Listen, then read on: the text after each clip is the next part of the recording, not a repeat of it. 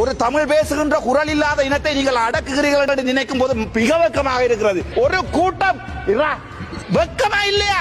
சோறாடா சாப்பிடுறீங்க என்று கேட்கிற அளவுக்கு எங்களுடைய தமிழ் மக்கள் உங்களை வடக்கு மாநிலத்தில் பார்த்துக் கொள்வார்கள். நீங்களா சோறாடா சாப்பிடுறீங்க, வலக்கையாலையா சாப்பிடுறீங்க உங்கள்ட்ட கேட்கிறேன். தயவு செய்து இடக்கையால சாப்பிடுங்கடா. இருந்து வெக்கமா இருக்கு. ஒரு தமிழ் மனுஷனா வெக்கப்படுற ஒரு தமிழனா என்னுடைய வடக்கு மாநிலத்தில் இருந்து போட்டப்பட்ட ஒவ்வொரு வாக்குக்கும் நெஞ்செல்லாம் எரியுது. இந்த வரைக்கும் இதுல இருக்கிற எதிர்கட்சியில இருக்கிற பாராளுமன்ற உறுப்பினர் தமிழா இருந்தாலும் சரி, முஸ்லீமா இருந்தாலும், நீங்கள் பால் குடித்து வளர்ந்த குழந்தையா இருந்தால், நாய்ப்பால் குடிக்காமல் உங்களுடைய அம்மாவினுடைய பாலை குடித்து வளர்ந்தவனாக இருந்தால், கடைசி தமிழன் பால் குடிச்ச கடைசி தமிழன் இருக்கும் வரைக்கும் வடக்கு மாநிலத்தில் ஒரு ஓட்டு உங்களுக்கு விழாது. பக்கத்து வீட்டுக்கு பிறந்தவனால மட்டும்தான் உங்களுக்கு ஓட் போடு.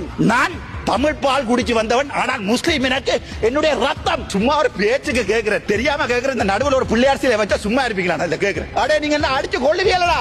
இரண்டா உங்களோட மனசுல இருக்கிற பரி நான் நாளை கொண்டு பாராளுமன்றத்துக்கு முன்னால ஒரு புத்தர் சிலை எடுத்து போட்டு நான் ஒரு பிள்ளையார் சிலை வைக்கிறேன். உங்களால முடியுமா வைக்க விட?